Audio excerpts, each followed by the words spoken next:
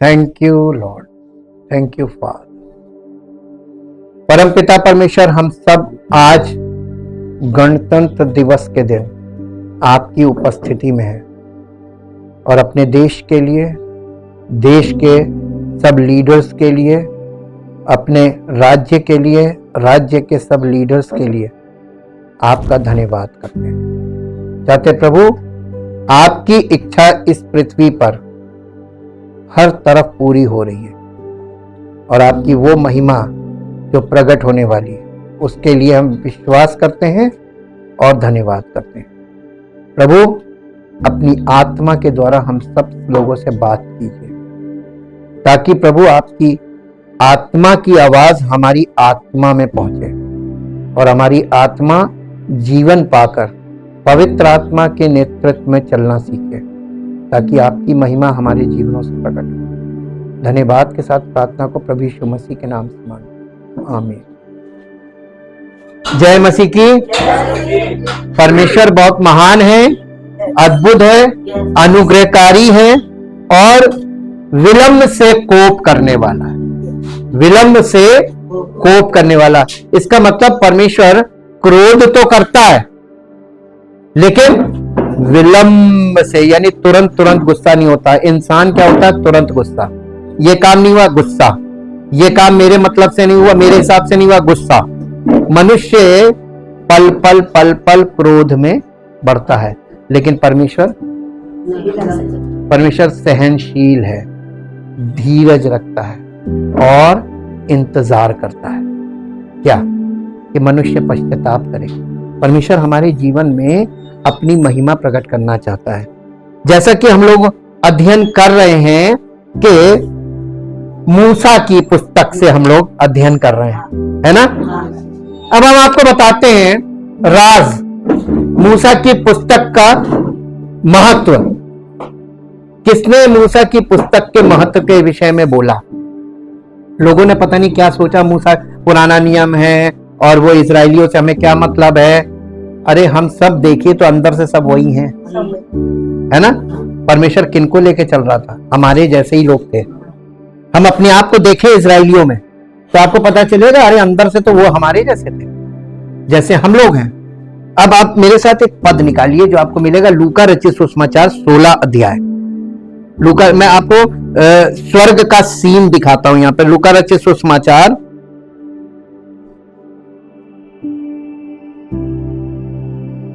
16 अध्याय, हाँ 16 अध्याय का 29 पद पढ़िए। 29, 30, 31। अब देखिए दो व्यक्तियों की कहानी है, शॉर्ट में बता दें। एक था अमीर आदमी और एक था निर्धन व्यक्ति, उसका नाम था लाजर। अमीर व्यक्ति के घर के सामने उस लाजर को, उस निर्धन आदमी को डाल दिया जाता था। वो उस आदमी का जो वो खाने को दे देता था, यानी जो उसका खाना बचता था वो उसको दे देता था, वो खा लेता था। उसका जीवन ऐसा था। ठीक, दोनों की मृत्यु हुई। दोनों की मृत्यु हुई। अमीर आदमी मरा, उसका बहुत जबरदस्त फ्यूनरल हुआ, अंत्यक्रिया जिसको बोलते हैं। बड़ी जो लोग अंत्यक्रिया में जब कोई मर जाता ज्यादा लोगों को देखते हैं, अरे ये बहुत बढ़िया आदमी था, इसीलिए इतनी भीड़ है। आप अपना नजरिया बदल लीजिए। अब आप प्रभु यीशु मसीह के और परमेश्वर के नजरिए से देखिए मृत्यु को। उसमें बहुत आलीशान उसका फ्यूनरल हुआ। फ्यूनरल से कभी धोखा मत खाइएगा, यहां पे यही देखने को मिल रहा है। और एक निर्धन आदमी, उसकी मृत्यु हुई, उसका तो कोई उठाने वाला भी नहीं, जैसा होता है। और उसको कुछ लोगों ने, समाज के अच्छे लोगों ने उसकी अंत्यक्रिया की होगी। उसकी अंत्यक्रिया के बारे में बाइबल कुछ नहीं बताती, लेकिन यह जरूर बता रही बाइबल कि दोनों जन के प्राण, दोनों की आत्माएं अब्राहम के सामने पहुंची हैं। ये अब्राहम स्वर्ग में क्या कर रहा है? परमेश्वर का राज्य। Abraham represents God the father, पिता। ठीक, तो अब्राहम फिजिकल मनुष्य था लेकिन परमेश्वर अपने आप को अब्राहम के द्वारा ही प्रकट कर रहा है। इसका मतलब अब्राहम बहुत इंपॉर्टेंट कैरेक्टर है बाइबल में।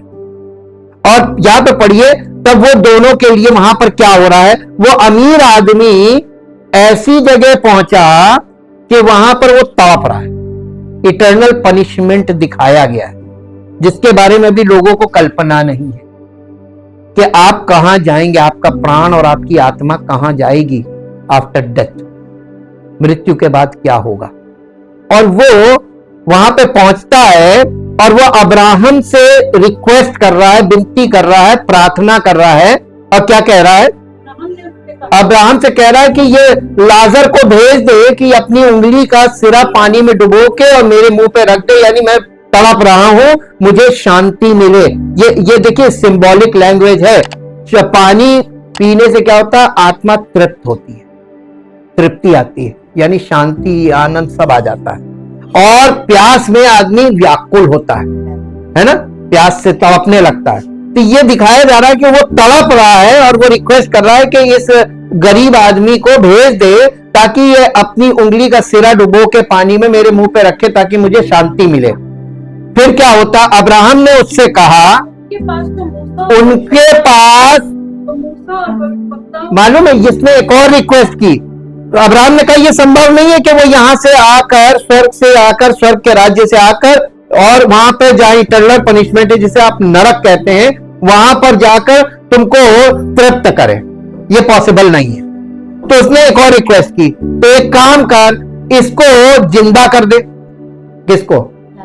लाजर को जिंदा कर दे। जाकर मेरे परिवार में मेरे 5 भाई हैं, उनको जाकर ये गवाही दे दे कि वो यहां ना आए जहां मैं आया हूं। कहां? और आज जा कहां रहे सब, लेकिन कोई वहां से आके गवाही नहीं दे पा रहा कि भैया यहां मत आना। इसीलिए दुनिया नरक के रास्ते पर बढ़ रही है, क्योंकि किसी को अनुभव है नहीं, कल्पना भी नहीं है, और इसीलिए लोगों को मालूम नहीं है कि नरक कहते किसको है।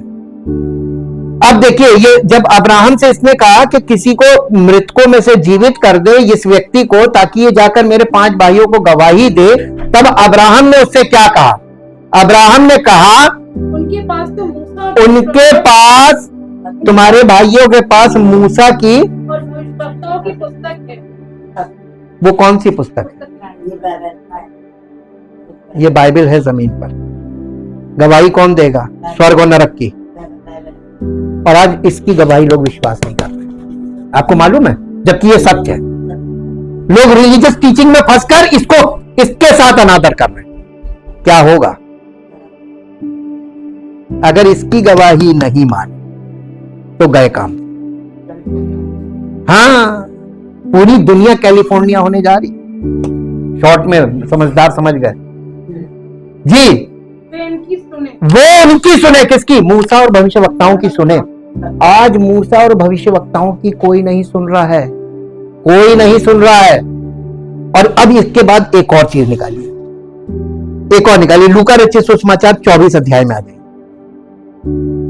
देखिए, बाइबल आपको नरक तक का रास्ता दिखा रही है और स्वर्ग का भी रास्ता दिखा रही है। अब आपकी चूज आपको करना है। परमेश्वर कभी किसी का निर्णय नहीं लेता है। आप जो निर्णय करोगे उसके हिसाब से न्याय जरूर करेगा कि आपने क्या किया, क्यों किया, पर्पस। इसका 24 अध्याय का 24 पद से पढ़िए। तब हमारे साथियों में से कई एक कब्र पर गए, और जैसा स्त्रियों ने कहा था वैसे ही पाया, परंतु उसको, यानी यीशु मसीह को जो जी उठा था, ना देखा। तब उसने उनसे कहा, हे निर्बुद्धियों। ये कौन बोल रहा है? यीशु मसीह बोल रहा है। तो यीशु मसीह तो कहां था फिर? इस समय कहां है? इमाउस के मार्ग में 2 लोग यीशु मसीह के विषय में चर्चा करते हुए जा रहे थे। उनके बीच में वो प्रकट हो गया और बिल्कुल उन्हीं की वेशभूषा में प्रकट हुआ, जैसे वो थे वैसे ही। अब आप ये बताइए कि अगर यीशु मसीह किसी कॉमन मैन के रूप में आपके बीच में आ जाए और उसका आत्मा आपसे बातें करने लगे और वचन के खुलासे करने लगे, आप उसको कॉमन मैन समझकर हल्के में ले लेंगे? अरे ये तो अपने ये गांव का होगा, किसी गांव का है ना। क्या ये चीज रिपीटेडली कर नहीं रहा है? आपके बीच में भी हो रहा है, आप पकड़ नहीं पाओ। बोली से पकड़ो कि वो कौन बोल रहा है जी। उसने कहा, हे निर्बुद्धियों और भविष्यवक्ताओं, कि सब बातों पर विश्वास करने में मंद मतियों, यानी तुम्हारी मति जो है वो मंद हो गई है, स्लो ऑफ माइंड। तुम इतने माइंड में स्लो हो कि जब तक तुम समझने के लेवल पे आते हो तब तक तुम्हारा जीवन खत्म। अर्जेंसी है ये सुसमाचार की अर्जेंसी है। तुम्हारा जीवन है ही क्या, भाप, अभी दिख रही अभी गायब। इस अल्पकालिक जीवन में जितनी जल्दी तुम परमेश्वर के राज्य को में प्रवेश कर लो, परमेश्वर की ये इच्छा है। लेकिन मनुष्य, मैं अपने सेवकाई में बता रहा हूं, लोग ना पश्चाताप कर रहे हैं, ना समर्पण कर रहे हैं, लेकिन वो ये है मंदमतियों। इसका मतलब ये हुआ कि निर्णय लेने में देरी करने वाले लोग। आप परमेश्वर को लेकर आश्वस्त नहीं हो रहे हैं, इसका मतलब आप वचन पे विश्वास नहीं कर रहे हैं, भरोसा नहीं कर रहे हैं। जी, क्या ये अवश्य ना था कि मसीह ये दुख उठाकर अपनी महिमा में प्रवेश करे? तब उसने, किसने? प्रभु यीशु मसीह ने। देखिए उधर देखिए, पिता ने, अब्राहम के रूप में कौन था? पिता ने मूसा को आगे किया। बेटा, मूसा और भविष्यवक्ताओं की पुस्तकों को मत छोड़ना, सारा राज वहीं पर रखा है। तुम मसीह में जीवन व्यतीत नहीं कर पाओगे, मसीह में ग्रो नहीं कर पाओगे, और तुम परमेश्वर के राज्य के वारिस नहीं बन पाओगे अगर तुमने पुराने नियम को हल्के में लिया। मूसा और भविष्यवक्ताओं की पुस्तक, मैं आपको क्लू दिखा रहा हूं, आगे पढ़िए क्या लिखा है। अब वो यहां पर यीशु मसीह कह रहा है पुनरुत्थान के बाद, क्या ये अवश्य ना था कि मसीह यीशु ये दुख उठाकर अपनी महिमा में प्रवेश करे? तब उसने मूसा से आरंभ करके, कहां से आरंभ किया? यीशु मसीह उत्पत्ति से आरंभ नहीं कर रहा है, मूसा से आरंभ कर रहा है। ठीक, मसीही जीवन का आरंभ कहां से है? अब समझ में आ रहा है? सब लोग नए नियम में कूद रहे थे इतने सालों से, अभी भी कूद रहे हैं, और उनको मिलेगा नहीं रास्ता, रास्ता बंद है। एक्चुअली सब जंगल में है स्पिरिचुअली, और वो यर्दन पार करना मांग रहे हैं, वो होगी नहीं। अभी हम आपको इसकी मीनिंग खोल देंगे, आगे पढ़िए। और सब भविष्यवक्ताओं से आरंभ करके सारे पवित्र शास्त्र में से, यानी पुराने नियम से, सारे पुराने नियम में से अपने विषय में लिखी हुई बातों का अर्थ। अरे बाप रे बाप, 2 मिनट में काम हो गया, 2 मिनट में उन्हें समझ में आ गया। अच्छा ये बताइए, परमेश्वर के राज्य की बातों को समझने में कितना समय लगता है?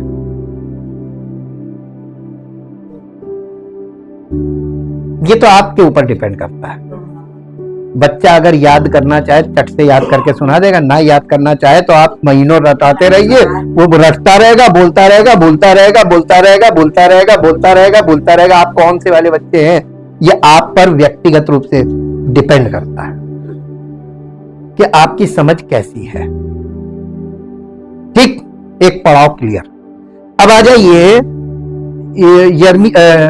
इब्रानियों की पत्री, उसका 4 अध्याय और उसका 12 पद। इब्रानियों 4 अध्याय का 12 पद, हिंदी इंग्लिश दोनों में निकालिए। क्योंकि परमेश्वर का वचन जीवित और प्रबल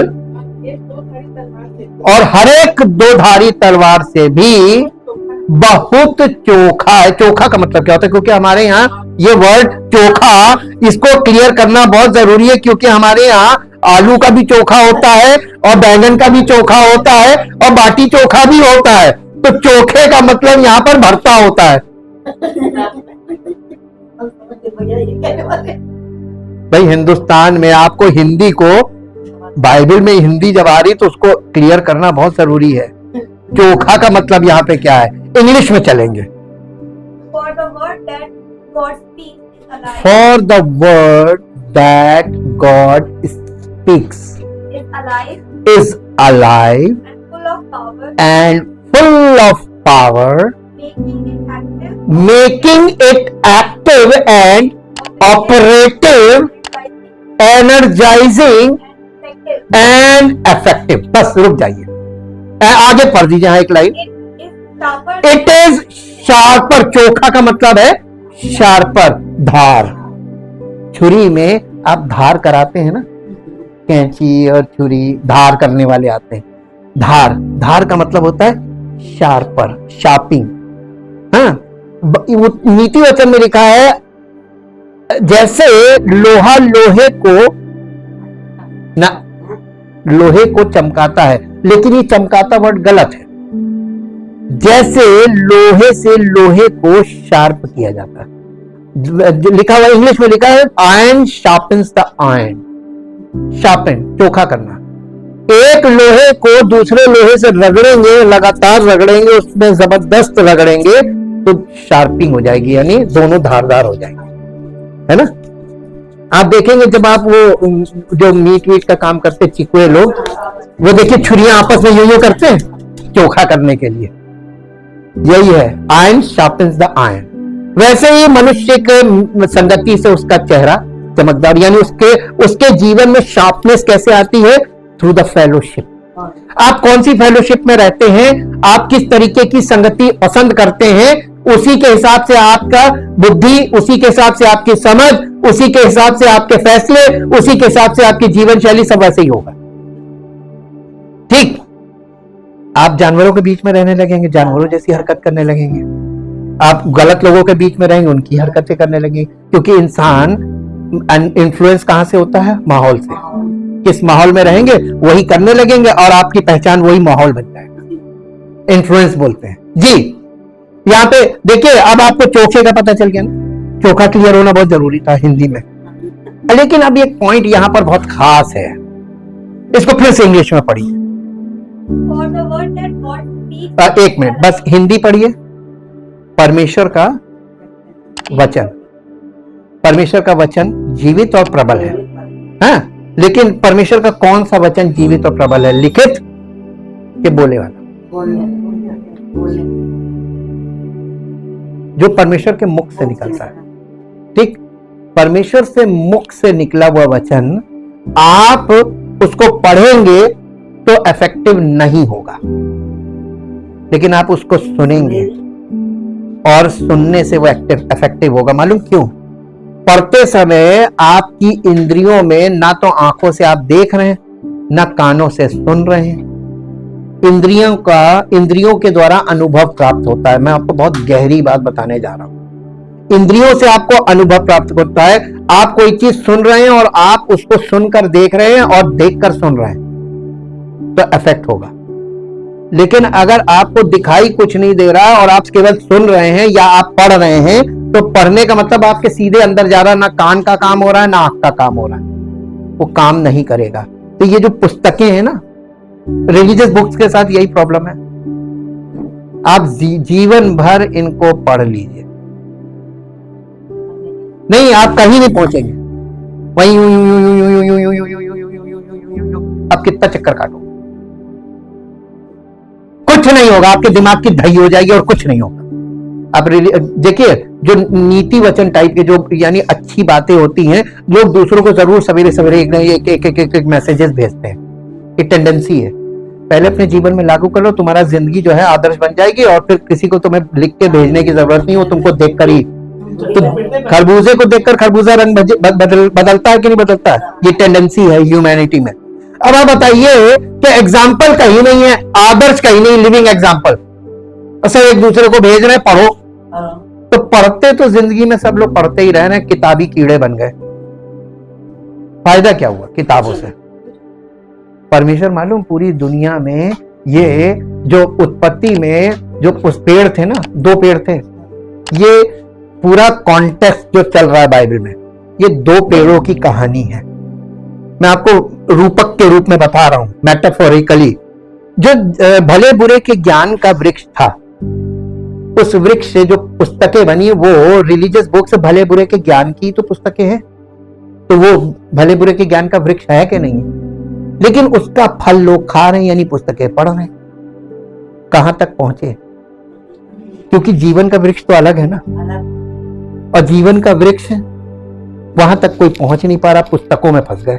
मेरे साथ एक पद निकालिए, यमुना रचित सुषमाचार, उसका 5 अध्याय और उसका 37 वर्ष से पढ़िए, 37, 38, 39। और पिता जिसने मुझे भेजा है उसी ने मेरी गवाही दी, तुमने ना कभी उसका शब्द सुना और ना उसका रूप देखा है। यीशु मसीह गवाही दे रहा है और अब पिता की गवाही दे रहा, पिता के बारे में बता रहा, तुमने ना तो कभी उसका। और ये कांग्रीगेशन कौन है, ये लोग कौन है जिनसे यीशु मसीह बोल रहा है? हाँ, ये यहूदी है, इजराइली, यहूदी लोग हैं, इजराइली लोग हैं। अब ये बताइए, इन्होंने कभी पिता का शब्द नहीं सुना और पिता को देखा नहीं था। बाइबल बिल्कुल सही है, पर परमेश्वर को कभी किसी ने नहीं देखा। आज पूरी दुनिया में लोग अपना अपना परमेश्वर लेकर खड़े। This is my model of God, this is my model of God, this is my model of God. Everybody has his own model of God. लेकिन असली परमेश्वर कह रहा है, इनमें से किसी का मैं ही नहीं हूं, ये सारा मॉडल गलत है। अब यही एक बहुत बड़ी प्रॉब्लम है। ये तो वो साख की बात आ गई। ये अब अपने अस्तित्व के लिए कि मेरे ईश्वर का मॉडल इन्होंने गलत कैसे कर दिया, इसलिए बाइबल को लेकर पूरी दुनिया में बहुत तगड़ा विरोध है।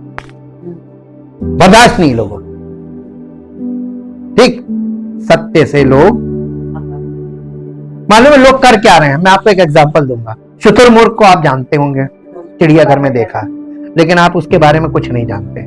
शुतुरमुर्ग एक ऐसा मूर्ख जानवर है जो बालू में अपना सर छुपाकर और सोचता है कि हमें कोई नहीं देख रहा, मैं छिप गया। आज लोग ईश्वर के साथ यही कर रहे हैं। अपना किसी भी अपनी किसी रिलीजियस सिस्टम में अपना मुंह छिपा कर कह रहे हैं मुझे परमेश्वर, मैं तो परमेश्वर का, मुझे कोई नहीं देख रहा। अब उनका पूरा सब दिखाई दे रहा, कहाँ छिपे। ऐसे है, परमेश्वर से कोई छिप नहीं सकता। ठीक, ये हालत हो गई है। अब आप देखिए कि आप इसका आगे पढ़िए, और उसके वचन को मन में स्थिर नहीं रखते। बिल्कुल आपके मन में परमेश्वर का वचन स्थिर नहीं होता। अगर स्थिर होता तो अब तक पिक्चर क्लियर हो चुकी है। कोई कह सकता है कि उसके माइंड में पिक्चर क्लियर हुई है बाइबल से? अरे थोड़ी भी नहीं हुई है? कितनी हुई है विनय भाई, कितनी हुई है? 50% हो गई है। और देखिए आप कहां पे खड़े हैं, सच्ची गवाही देख लीजिए, वो बोलते नहीं है। 50% हो गई है। नहीं भाई भी हो गई ना? अरे अनुभव, आप लोग का अनुभव गलत है। आप लोग, इसका मतलब फोकस पॉइंट 50% का मतलब आपको इतना मालूम हो गया है कि कहां से शुरुआत होनी है और क्या करना, आगे कैसे जाना है, एक रफ आइडिया हो गया है। अब आप देखिए आगे पढ़िए, क्योंकि जिसे उसने भेजा तुम उसका विश्वास, यीशु मसीह क्या कह रहा है? पिता ने जिसको भेजा अपने विषय में बोल रहा है, तुम उसका विश्वास नहीं करते और क्या करते हो इसके बदले में? आगे तुम पवित्र शास्त्र में, यानी पवित्र शास्त्र का मतलब पुराने नियम में, पुराने नियम में बाइबल की बात करें, यहूदियों से बोल रहा है ना, तुम पवित्र शास्त्र में ढूंढते हो क्योंकि तुम ये समझते हो, यहूदियों से कह रहा, तुम ये समझते हो पवित्र शास्त्र में तुम्हें अनंत जीवन मिलेगा। लेकिन पवित्र शास्त्र क्या है मालूम है? पवित्र शास्त्र वही है, इसका मतलब मूसा के बारे में वो क्यों बता रहा था।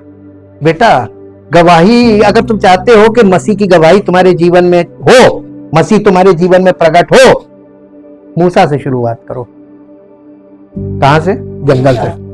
मूसा से का मतलब जंगल से शुरुआत करो, वही है शुरुआत, और तब तुमको मसीह मिलेगा। समझ में आ गया? तुम पवित्र शास्त्र में ढूंढते हो, समझते हो कि तुम्हें अनंत जीवन उसमें मिलेगा, परंतु और ये वही है, यानी पवित्र शास्त्र वही है।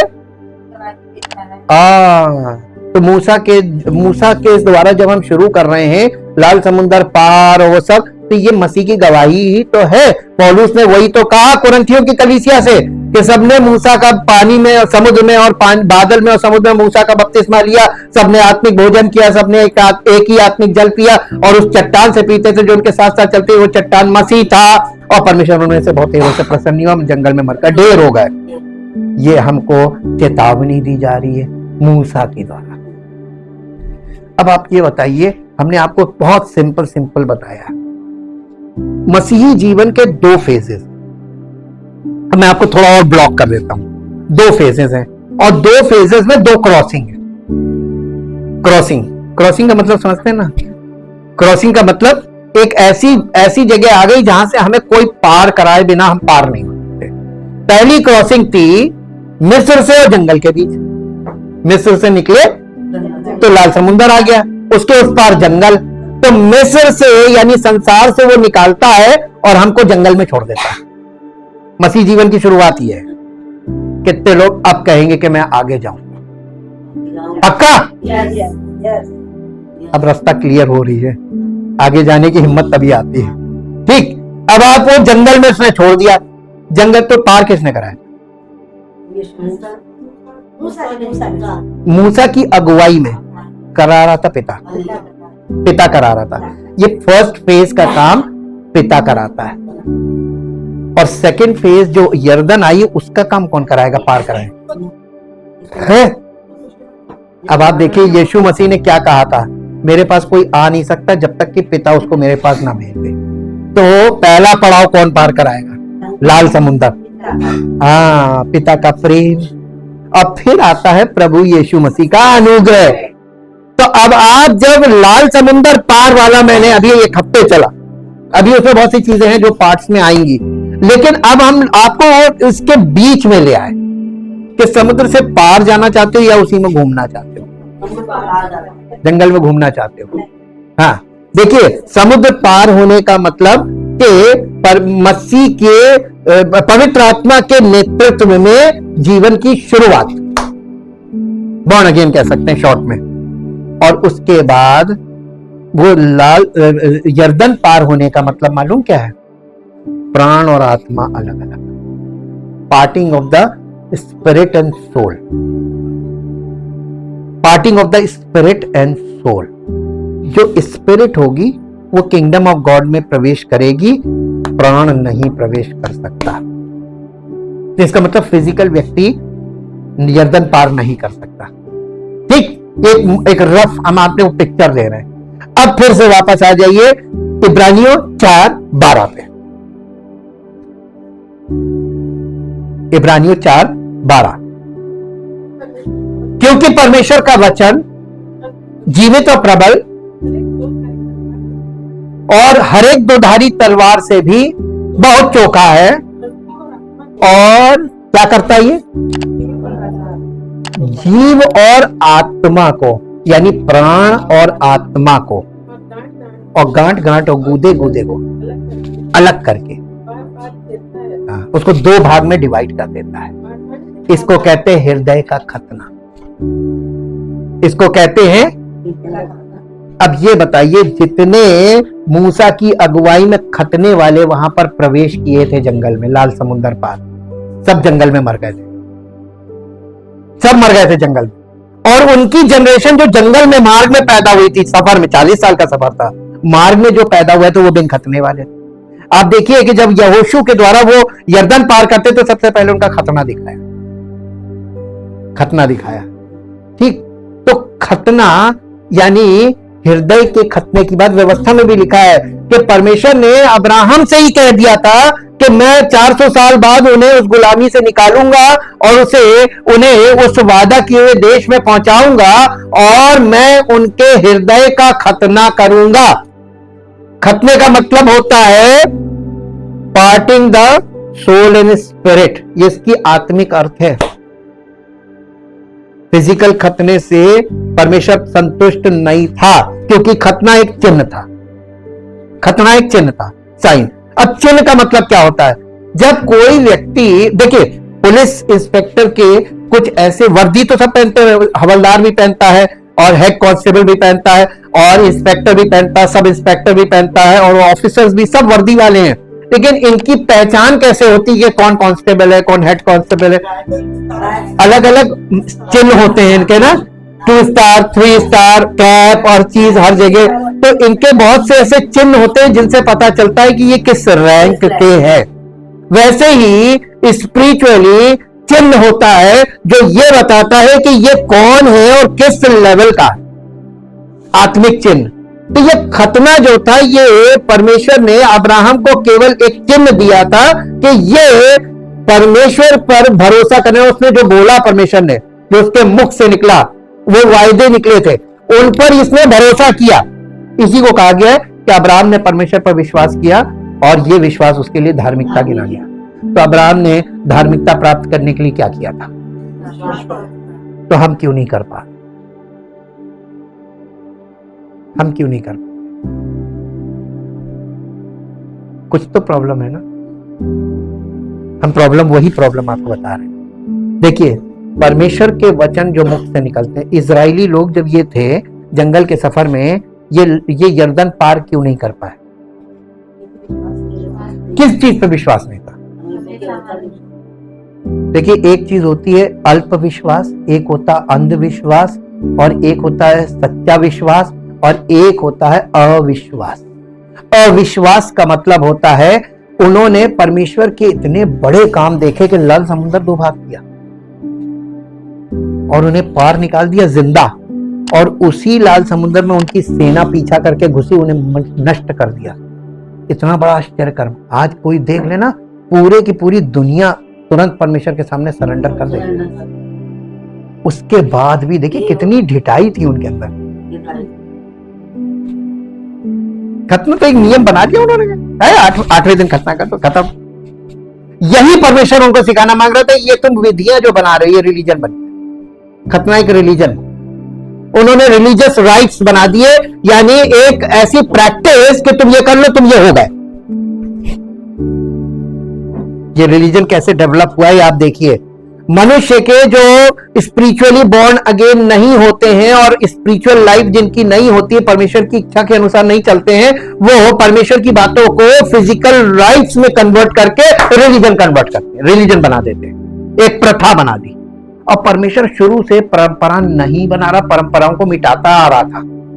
और परंपराओं का ऐसा बड़ा यहां पर फसल खड़ी है इस समय। इन परंपराओं का क्या करेगा? प्राकृतिक आपदाओं से सब चीजें नष्ट कर देगा, लिखा हुआ है अंत की भविष्यवाणियां, सब नष्ट कर देगा और कहेगा अब आओ मेरे सामने। तुम लोग परंपराएं बनाते हो और परमेश्वर की सच्चाई को मिटाकर उन चीजों पर लोगों को प्रेशराइज करते हो, इस पर बिलीव करो। परमेश्वर बहुत नफरत करता है इससे। यह है एक्चुअल ट्रुथ। पर ये लोग लाल समुद्र के बाद जंगल में परमेश्वर इनको यही टेस्ट कर रहा था कि प्राण और आत्मा की लड़ाई जंगल में चल रही थी। समझ में नहीं आई ये तो प्रैक्टिकल लड़ाई है ना, ये काल्पनिक तो है नहीं, और ना ही इसमें भावनाएं हैं, इसमें वास्तविकता है। और तुम अपनी जिंदगी में देखो, तुम शारीरिक जीवन और आत्मा, पवित्र आत्मा की बातें और शारीरिक जीवन, तुम्हारी अपनी इच्छा और पवित्र आत्मा दोनों की, तुम परमेश्वर का वचन सुनते रहो और अपनी इच्छा में जीवन व्यतीत करते रहो। अविश्वासी हो गए कि नहीं? आपके सामने कितने आश्चर्य कर्म आपने देखे, लेकिन ये एकदम यहूदी है कि नहीं है ना सब? हम दिन खतने वाले यहूदी हैं, हम मन से हैं, हमारा स्वभाव वही है। और आप देखिए कि उन्होंने, परमेश्वर ने उनको भोजन दिया जंगल में। अरे इतनी बड़ी जनसंख्या थी, परमेश्वर उन्हें पाल रहा था, कितना बड़ा काम था। धन्यवाद कभी नहीं किया, उल्टा ये भी दे दे, ये भी दे दे। आज देखिए प्रार्थनाएं क्या कर रहे हैं लोग, कोई कार मांग रहा, कोई बंगला मांग रहा, कोई नौकरी मांग रहा, कोई लड़की मांग रहा, शादी हो जाए, कोई लड़का मांग रहा है कि अच्छा लड़का मिल जाए, ये सब मांग रहे हैं। यही तो दुआएं हैं। उसने कहा था इजरायलियों से, मूसा की अगुवाई में जो चल रहे थे, कि दुआएं करना कि सफर अच्छा बीते। सफर कभी अच्छा नहीं होता है, रास्ते में पड़ाव आते हैं, है ना। कहीं टूटा पुल आ गया, अब तुम्हारी रेस के जाना चाहो, जाओ, पुल लगा है, पुलिया जर्जर है, जिम्मेदार कौन? जो निकलेगा कांड हुआ, कोई मुआवजा नहीं मिलेगा, लिखा तो था, ना लिखा होता तो मुआवजा मिल जाता। परमेश्वर ने जब जब चीजें बता दी हैं, मुआवजा एक नहीं मिलेगा, वो सुनेगा किसी की नहीं, कोई बहाना नहीं चलेगा। आप ये देखिए कि वो जंगल के सफर में जब जब वो यर्दन के पास आए, असली मामला वही अटका, नहीं निकल पाए, नहीं निकल पाए। उसका कारण था यीशु मसीह ने वहीं से टेक ओवर किया। स्पिरिचुअल सिग्निफिकेंस अबाउट जॉर्डन, यर्दन नदी का स्पिरिचुअल सिग्निफिकेंस बहुत है। Parting the soul and spirit, केवल आत्मा उस पार जाए किंगडम ऑफ गॉड में। वो फिजिकल में स्पिरिचुअल की पिक्चर रखी हुई है, आपको नए नियम में पिक्चर नहीं मिलेगी। इसीलिए यीशु मसीह रिकमेंड कर रहा था बार बार, मूसा की पुस्तक में जाओ, मूसा की पुस्तक में जाओ। लोग वहां पे नहीं जा पा रहे, पवित्र आत्मा के प्रकाशन के बिना कैसे जाएंगे? और आप चले भी गए तो पौलुस ने लिखा कि आज तक पुराना नियम पढ़ते समय उनके हृदय पे पर्दा पड़ा होगा। आप उसको, जब तक वो पर्दा पड़ा है, आप पुराना नियम पढ़िए, आपको कुछ नहीं मिलेगा। जैसे यीशु मसीह ने कहा, तुम उसमें सोचते हो कि अनंत जीवन मिला, पढ़ते रहो। पढ़ने से मिलेगा नहीं, कैसे मिलेगा? नहीं, सुनने से भी नहीं मिलेगा ना। विश्वास कैसे पैदा होता? अब एक बात बताइए, इतने लंबे समय से सुनने के बाद अभी तक पैदा नहीं हुआ विश्वास, और जब तक विश्वास पैदा नहीं होगा, सुनने से पैदा होगा, और सुनकर चलने से विश्वास सिद्ध होगा। ये है प्रिंसिपल। तो चला तो कोई नहीं, इसका मतलब विश्वास पैदा नहीं हुआ। सुन तो रहे, सुन सुन के हम सुन्न हो गए, है ना? बेअसर, सुनने का मतलब बेअसर, आदत पड़ गई सुनने की। हम आदत पड़ गई, हम सुन लेते लेकिन हम बेअसर है। यही तो हो गए थे वो। मूसा बोलता था, वो मूसा की हर बात का विरोध करते थे। इसका मतलब मूसा अपनी बातें बोलता था कि परमेश्वर की? परमेश्वर मूसा से कहता था जाके कहो, और मूसा जाके कहता था। वो सुनते थे लेकिन मानते नहीं थे। आजकल की कलीसियाओं में लोग क्या कर रहे हैं? परमेश्वर की आत्मा से प्रेरित बंदा जब आप बोलता है ना, तो वो आपकी आत्मा तक पहुंच तो जाता है, लेकिन असली निर्णय सुनने वाले के ऊपर है कि वो ये एक्सेप्ट करेगा या रिजेक्ट करेगा। यहां पर ये बता, आगे इसको पढ़ दीजिए 4:12 फिर से पढ़िए। परमेश्वर का वचन जीवित, प्रबल और हर एक दोधारी तलवार से भी बहुत चोखा है। वो जीव और आत्मा को, इंग्लिश में पढ़ दीजिए, नहीं वही 4:12। For the word that God speaks is alive and full of power, making it active and operative, energizing and effective. It is sharper than any two-edged sword, penetrating to the dividing line of the breath of life, bracket में लिखा होगा soul, and immortal, जो मरता नहीं, spirit. अब हम आपको बताएं, पूरी दुनिया में लोग, समस्त प्राणी, सोल एंड स्पिरिट, इसको एक दूसरे की जगह यूज करते, इंटरचेंजेबली यूज। वो प्राण को ही आत्मा बोलते हैं और आत्मा ही को प्राण बोलते हैं। जब किसी की मृत्यु होती तो लोग कहते हैं इसका प्राण निकल गया, कुछ लोग कहते हैं इसकी आत्मा निकल गई। आत्मा की शांति के लिए पाठ करेंगे, यही बोलते हैं ना। तो प्राण और आत्मा पूरी दुनिया में एक ही चीज मानी जाती है। इसे डिवाइड कौन कर सकता है? तो वही तो परमेश्वर ने किया, अपने पुत्र को भेजकर प्राण और आत्मा को अलग अलग कर दिया, ताकि सारी दुनिया को ये दिखा दें कि मनुष्य एक आत्मा है और उस आत्मा में प्राण है और वो इस बॉडी में रहता है। समीकरण बदल दिया। और इससे पहले यीशु मसीह की मृत्यु से पहले जो समीकरण चल रहा था कि मनुष्य एक प्राणी है और उसका प्राण उसकी शरीर में, दो चीजों से दिखाया पूरी दुनिया में ये दो। इसीलिए भौतिक पार्ट को, जो जिसे कहते हैं भौतिक तत्व, पंच तत्व, सारे रिलीजन में पंच तत्व की बात की गई है।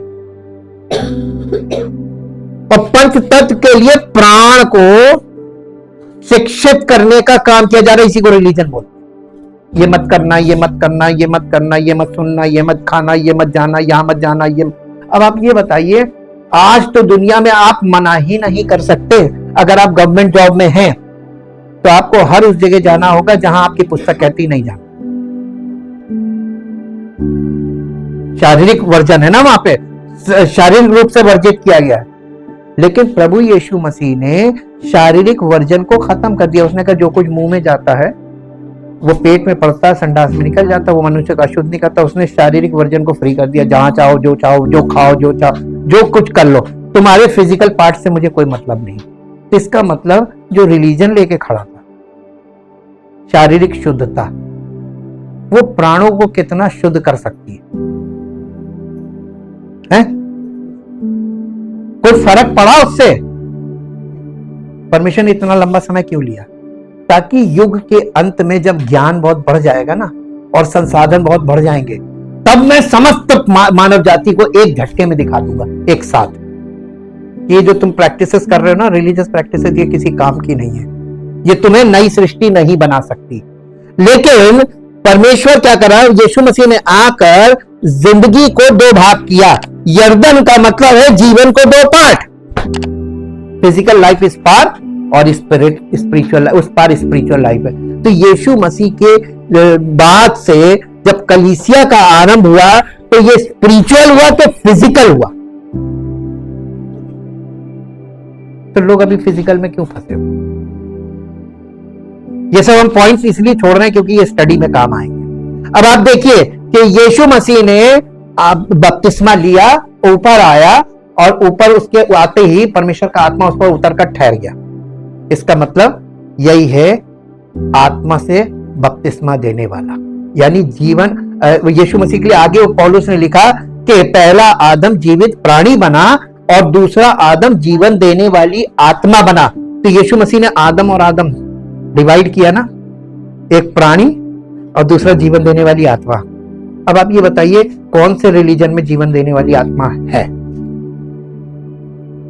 मैं सब कुछ छोड़कर वहां नतमस्तक हो जाऊंगा। ट्रुथ है ये। इसीलिए बाइबल जो है ना, उससे लोग नफरत करते हैं कि इसका ट्रुथ खुल गया तो मेरी दुकान बंद हो जाएगी। फैक्ट है ये। लेकिन मालूम है, एक ना आप बच्चों से जो यानी इमेच्योर लोग हैं, उनसे आप सत्य को छिपा सकते हैं, लेकिन सत्य को मिटाया नहीं जा सकता। एक जनरेशन आएगी जो इस सत्य को ग्रहण करेगी, खत्म हो जाएगा। तो वो एक जनरेशन के बाद सब मिटना है। और इसीलिए मेरे साथ एक पद निकालिए जो आपको मिलेगा, पहला कुरिन्थियों नहीं, रोमियो की पत्री उसका 10 अध्याय का पहले पद से पढ़िए। रोमियो की पत्री 10 अध्याय पहले पद से। हे भाइयों, मेरे मन की अभिलाषा और उनके लिए, पौलुस कह रहा है, मेरे मन की अभिलाषा और उनके लिए, किनके लिए? परमेश्वर से मेरी प्रार्थना किनके लिए? पौलुस क्या था? यहूदी, फरीसी पंथ का था। वह अपने घराने की बात कर रहा है, यानी यहूदियों की बात कर रहा है, इजरायलियों की बात कर रहा है। मेरे लिए, उनके लिए मेरी ये प्रार्थना है कि वे उद्धार पाए, क्योंकि मैं उनकी गवाही देता हूं कि उनको परमेश्वर के लिए धुन, यानी उनके अंदर धुन है कि परमेश्वर मिल जाए, खोज रहे हैं। ठीक, एक चीज की कमी है। देखिए, इस आस्था में आपको एक चीज दिखाई देगी, धुन। हिंदुस्तान में देखिए, आप ऑब्जर्वेशन से सीख सकते हैं। मरना है, कितने मर रहे हैं, कितना नष्ट हो जाते हैं, लेकिन धुन है कि परमेश्वर प्राप्त हो जाए, परमेश्वर को खोज रहे हैं। ये गुड न्यूज है कि हमारे देश में परमेश्वर को खोजने के लिए लोग हैं तो, लेकिन उनके पास क्या नहीं है? नहीं, बुद्धिमानी। कहां खोज रहे हैं, किन क्रियाओं में खोज रहे हैं, वहां मिलेगा ही नहीं। ये सब करने से नहीं मिलेगा, क्योंकि परमेश्वर ने समस्त मानव जाति के लिए उनको अपने आप को प्रकट किया है, और वो प्रकटीकरण उसके पुत्र के द्वारा है, सेकंड पर्सन ऑफ ट्रिनिटी। और इस काम को जो पिता ने शुरू किया था आरंभ से, पुत्र ने उसको पूरा किया, और अब थर्ड टर्म चल रहा है, और थर्ड टर्म है पवित्र आत्मा का। और पवित्र आत्मा क्या कर रहा है? परमेश्वर की व्यवस्था को और परमेश्वर के कार्यों को मनुष्यों के जीवन में उनको लागू कर रहा है आत्मा में। देखिए, जब सरकार कानून बनाती है, कानून बनाना चैलेंज नहीं है, इंप्लीमेंटेशन चैलेंज है। अब परमेश्वर इस इम्प्लीमेंटेशन वाले पार्ट में, इसमें चैलेंज में अभी काम कर रहा है। कलीसिया के द्वारा इम्प्लीमेंटेशन करना था परमेश्वर की आत्मा को, थर्ड गॉड हेड, वो इस काम को करेगा कलीसिया में। और यही काम कलीसिया में नहीं हो पा रहा है क्योंकि लोग सरेंडर नहीं कर रहे हैं, पश्चाताप नहीं कर रहे हैं, समर्पित नहीं हो रहे हैं। तो परमेश्वर का आत्मा ठहरा हुआ है, मंडरा रहा है, ओवरिंग कि कोई जो पश्चाताप करेगा खटाक से काम हो जाएगा। तो कहां पे मामला अटक गया, सुई कहां रुक गई? किसके ऊपर? आपके ऊपर सब मामला रुका हुआ। परमेश्वर ने अपना काम कंप्लीट कर दिया है। जैसे ही आपका हृदय परमेश्वर को समर्पित होगा, आप यर्दन पार हो जाएंगे, आप स्पिरिचुअल लाइफ में प्रवेश कर जाएंगे। और वहां पे प्रवेश का मतलब है फुली मैच्योर। फुली मैच्योर, आपका बचपना अब नहीं है। बचपना का मतलब समझते हैं? आत्मिक बचपना देखा है? अब देखो हम प्रार्थना तो कर रहे हैं, अब देखो प्रभु मानते हैं कि नहीं, अब देखो उनकी मर्जी पर। कैसे कहते हो यार? परमेश्वर के बच्चे, तो तुम परमेश्वर के वारिस बन गए, तो तुम्हारी मर्जी नहीं, तुम वारिस बने अपने पिता की मर्जी से। तो उसकी मर्जी तुम्हारे जीवन में सर्वोपरि होनी चाहिए कि तुम्हारी मर्जी। अब देखो मेरे पापा मानते कि नहीं मानते, अपने पापा के बारे में नहीं तुम्हें मालूम है कि वो मानेंगे नहीं मानेंगे, तो उस परम पिता के बारे में तुम क्या जानते हो? लेकिन परमेश्वर इनको यही रास्ते में सिखा रहा था प्रैक्टिकली कि अपनी इच्छा खत्म कर दो, पिता की इच्छा में आ जाओ, तुम्हारे लिए सब कुछ। तो फिर प्रार्थना रहेगी? अगर आपकी इच्छा खत्म होगी तो प्रार्थना है? तो फिर प्रार्थना कहां से भी चल रही? आत्मा और प्राण, इनको अलग अलग होना है। ये हृदय का खतना है और पवित्र आत्मा का बपतिस्मा, दोनों चीज एक साथ है मसीह की देह में, दोनों चीज एक साथ है और दोनों चीजें स्पिरिचुअल है। और इसी के लिए परमेश्वर फिजिकल सिंबॉलिक है और स्पिरिचुअल रियल। यीशु मसीह ने जो पानी का बपतिस्मा लिया वो सिंबॉलिक था, मूसा का बपतिस्मा सिंबॉलिक था, प्रतीकात्मक, और पवित्र आत्मा का बपतिस्मा वास्तविक है। तो देखिए मूसा ये कलीसिया को बता रहा था पहला कुरिन्थियों 10 में कि ये देखो सिंबॉलिक प्रतीकात्मक बपतिस्मा जो पानी का आज भी लोग ले रहे हैं वो प्रतीकात्मक है, उसके बाद भी श्योरिटी नहीं है कि वो पार हो पाएंगे। हालेलुया, खुली गुत्थी। लेकिन यर्दन पार जब कर जाओ तब समझ जाना तुम प्रवेश कर गए, और वो मसीह है। यर्दन पे मसीह मिलेगा, मूसा ने वहां तक पहुंचाया, वहां से यर्दन के उस पार मसीह लेके जाएगा। तो कितने प्रवेश पाएंगे? यीशु मसीह ने शुरू में ही कह दिया था कि सकरा मार्ग चौड़ा मार्ग बताया था ना कि बहुत थोड़े होंगे जो उसमें प्रवेश पाएंगे। और ये थोड़े में क्या हम और आप हैं? थोड़े में लोग गिनती गिनने में लगे, इतने होंगे इतने होंगे। क्या मतलब? परमेश्वर के थोड़े में और हमारे थोड़े में अंतर है। जैसे परमेश्वर की मूर्खता में भी हमारी बुद्धिमानी में भी वो बात नहीं है। हमारी बुद्धिमानी परमेश्वर के सामने मूर्खता है, लेकिन परमेश्वर की मूर्खता इस संसार में ऐसी बुद्धिमानी है जिसका कोई तोड़ नहीं।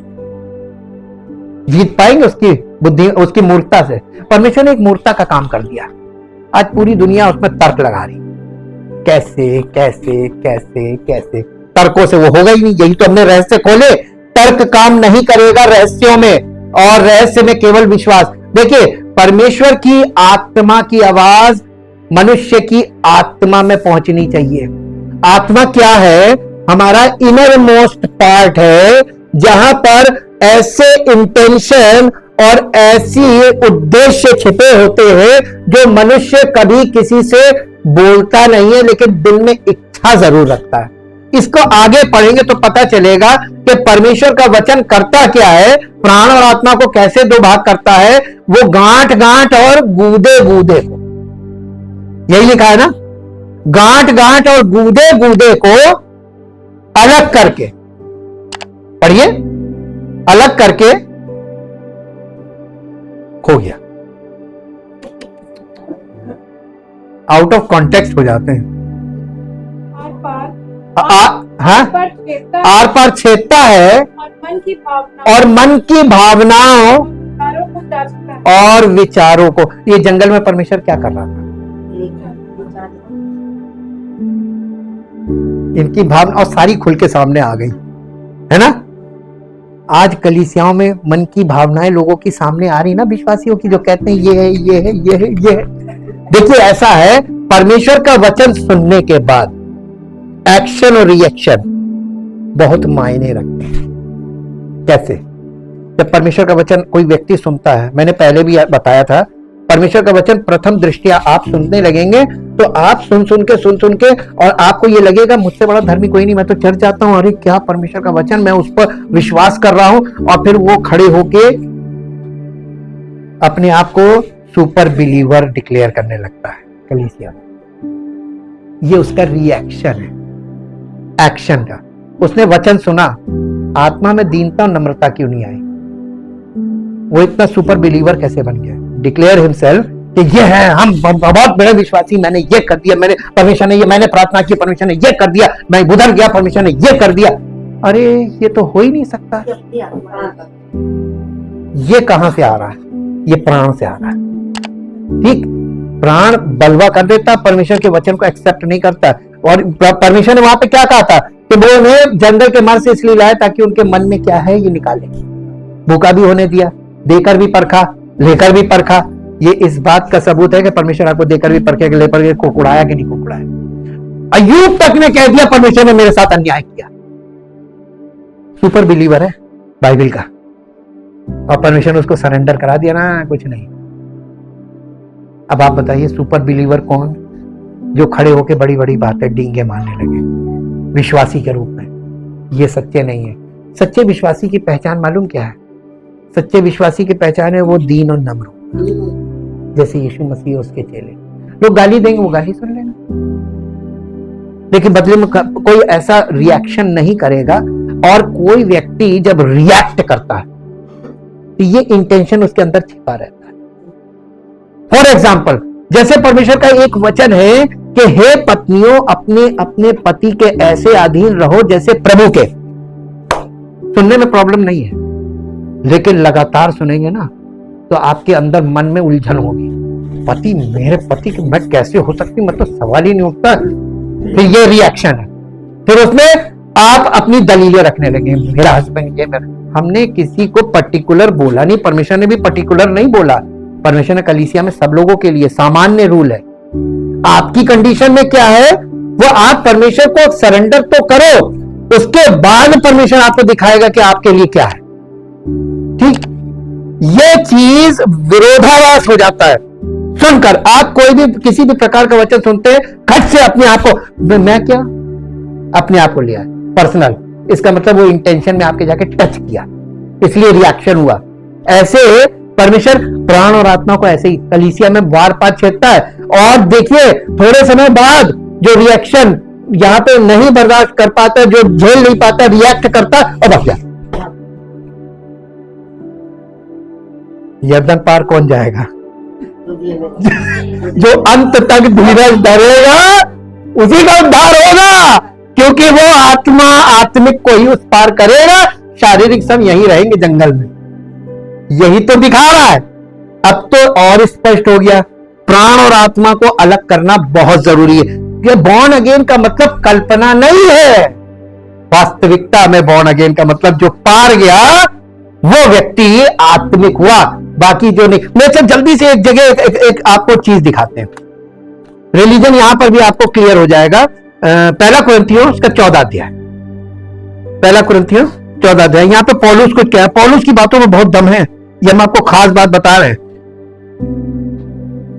13 पद से पढ़िए, 14 अध्याय का 13 पद से। इस कारण जो अन्य भाषा बोले वो प्रार्थना करे कि उसका अनुवाद भी कर सके। इसलिए यदि मैं अन्य भाषा में प्रार्थना करूं तो मेरी आत्मा प्रार्थना करती है, परंतु मेरी बुद्धि, बुद्धि मालूम है कौन सा पार्ट है? सोल का पार्ट। हमारे प्राण में 3 चीजें हैं। प्राण के अंदर है माइंड, विल, इमोशन, यानी बुद्धि, इच्छा, भावना। ये 3 चीजें हमारे प्राण में, आत्मा में नहीं है। जो कोई अन्य भाषा में प्रार्थना करता है वो परमेश्वर से प्रार्थना कर रहा है आत्मा में, लेकिन उसकी बुद्धि, काम नहीं कर रही, यानी उसको समझ में कुछ नहीं आ रहा कि वो क्या प्रार्थना कर। आप में से कितने लोग अपनी आत्मा में, अपने अंदर मन में प्रार्थना करते होंगे, काश प्रभु ऐसा हो जाए, काश प्रभु ऐसा हो जाए। किस किस के मन में काश है? मैं ये चाहता हूं प्रभु ऐसा हो जाए। आत्मा में प्रार्थना, सच बताइएगा, कुछ ना कुछ इच्छा है ना, ये आपके प्राण में है और आप इसी को अपनी आत्मा में परमेश्वर के आगे रखते हैं, काश प्रभु मेरे मन में। और ये पर्सनल होती है, कभी किसी के सामने नहीं होती, कोई नहीं खोलता है, ठीक। ये आपकी छुपी हुई भावना है, इच्छा भावना। अब आगे पढ़िए, अतः क्या करना चाहिए? पौलुस क्या कह रहा है कि मैं आत्मा से भी प्रार्थना करूंगा। इसका मतलब आत्मा और बुद्धि एक होगी तब मैं प्रार्थना करूंगा। आपके जैसे आप लोग कहते हैं, पर देखिए परमेश्वर की इच्छा। अब लोग अक्सर स्लैंग बोलते हैं, कहते जब उनसे कहो कि प्रभु आपके जीवन में बड़े अद्भुत काम करेगा, देखिए अब प्रभु की इच्छा है। जब कोई बुरा हो जाएगा तो बुरे को भी वो कहेंगे प्रभु की जैसी इच्छा। ये आत्मिक अज्ञानता है। हमारे बच्चों को मालूम है कि हम क्या क्या फैसले ले सकते हैं। हम इस किसी विषय में, जैसे उनको कहीं जाना है, वो हमसे पूछेंगे नहीं, पूछो क्यों? उन्हें मालूम है, मना कर देंगे, उन्हें मालूम है मना कर देंगे, इसलिए नहीं पूछे। तो इसका मतलब उनको मालूम है ना। बच्चों को मालूम होना चाहिए कि हमारे माँ बाप की इच्छा क्या है हमारे लिए। तो हमको अगर अपने परमेश्वर की इच्छा नहीं मालूम तो हम उसके बच्चे कहां हैं? कहां है बच्चे? हम तो अंधेरे में तीर चला रहे, लेकिन अंधेरे में तीर नहीं चलाना, ये सांसारिक तरीका है और ये रिलीजन में बहुत होता है। लेकिन यहां तो परमेश्वर अपने वचन के द्वारा हमको यानी भूतकाल, वर्तमान काल और भविष्य काल तीनों दिखा दे रहा है। और उसकी वचन के, इसीलिए आगे लिखा हुआ है कि परमेश्वर के वचन के अनुसार तुम कुछ मांगोगे तो तुम्हें मिलेगा। तो वचन के अनुसार आप मांग रहे हैं या आप अपनी इच्छा मांग रहे हैं? आपकी इच्छा को हो सकता है हाँ भी हो सकती, ना भी हो सकती है। तो न्यूट्रल होकर मांगिएगा, हाँ कहेगा तो ठीक, ना कहेगा तो भी ठीक, मैं खुश हूं।